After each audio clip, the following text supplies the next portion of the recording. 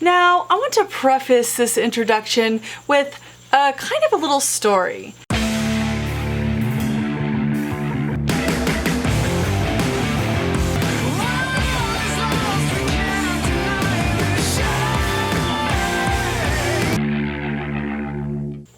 Deadly Tarantula Girl coming to you from my private serpentarium tonight to bring you a long-awaited video on Poecilotheria regalis. Brain fart for a second there, but then I remembered. This is a video about regalis. Now, I want to preface this introduction with a kind of a little story. In 1994, 23 years ago, Tom Patterson, that's when I was kind of getting serious in the market. Yes, I know, children, that was quite some time ago.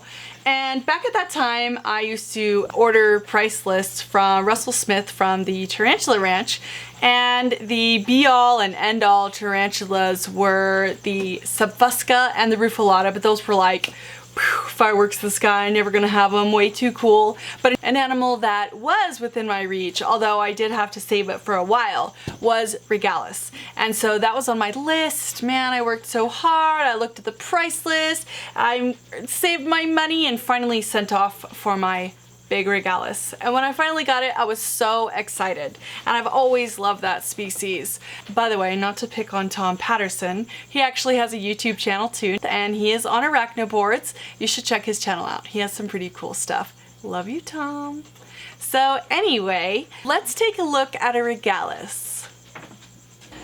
This is the beautiful Poecilotheria regalis, and she was just totally acting like a wackadoo, and then got into her little Spider-Man position, so that's pretty cool. That's just sort of what they do. Obviously, this is an arboreal species, which is why she is up very comfortably resting on a vertical piece of cork. This animal is commonly known as the Indian Ornamental tree spider. Why? Because they're from India. They're arboreal, and they're very beautiful. This is a larger tarantula with the leg span exceeding 7 inches at times, and most people find them quite terrifying because they're not the gentlest, sweetest tarantula, and they do have a more potent venom. Not one that I would want to kiss goodnight. I was gonna show you, but he got off the wall. I was going to show you the band on the abdomen. I had another one in enclosure that was up against the wall, but maybe he'll get back up against it before we are finished. One thing I like about this tarantula, other than the incredible pattern on them, is the very interesting funnel webs that they do make. They always have an interesting habitat every time you look in there.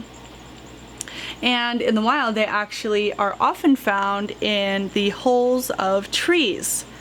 Now, although this animal is known to have a more potent venom, no venom from any tarantula is what's considered medically significant to human beings, meaning it's going to hurt like a mofo.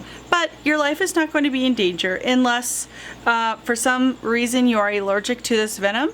But I mean, let's be honest, you can also die from touching cotton balls if you're allergic to cotton. So really, that's no fault of the tarantulas.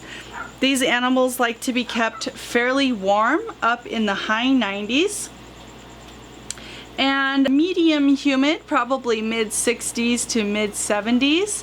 And what I like to do is almost soak their terrariums and then allow them to dry out. And I like to have a wetter side and a drier side, and then your tarantula can choose which side they want to be on. This is a fast-growing species and one that is really fun to raise up because they do grow so fast. They can live for over 10 years, which is less common for such a fast-growing species. But my favorite thing about this tarantula is the beautiful browns, blacks, and charcoals that it has, and just how neat and amazing they are that when they kind of assume that really cool arboreal position. I just think that's really unique and neat. Another neat thing about this species is that underneath their leg they have a super bright yellow banding, and so obviously in nature red and yellow are warning colors. So if you are climbing a tree in India and you see those bright yellow bands, watch out, because you might be ready to grab a tarantula, and in that situation they will probably bite you. I wouldn't want to be grabbed out of a tree either. Those are nature's warning colors and ones that you should heed carefully. I'm not going to go super in-depth, but I just wanted to show you the contrast.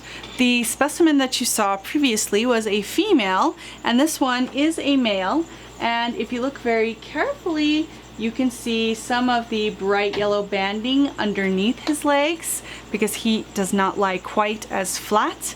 And you can see he is longer and spindly and less colorful than the beautiful, robust, thick-bodied, velvety female. He looks kind of scruffy and long and lanky, and his abdomen and limbs are nowhere near as thick and full. He is a mature male. I would be interested in selling him or possibly doing a breeding loan. I would love to loan him to an experienced breeder that has multiple females that is in the need of a mature male. So if that is you, comment below, contact me on social media, or of course email me at deadlytarantulagirl@yahoo.com to arrange that breeding loan. Alright, I have taken the liberty of putting this male in a nice clear enclosure. Now you can very clearly see the white band across his body, which differentiates this species very clearly from Fasciata, because although they resemble each other strongly, Regalis has this white band here and Fasciata does not. You can tell that he's a male not only by his long lankiness, but also by his pedipalpal bulbs here. You can see he has those nice full bulbs at the end of his pedipalps, and you can also see the striking bright yellow coloration underneath their legs that serve as a warning, I am dangerous, watch out. I was looking through my collection recently and I realized that I had not done a Regalis video in quite some time, and I thought, like, what the hey, why haven't I done that? That's a species that I really love.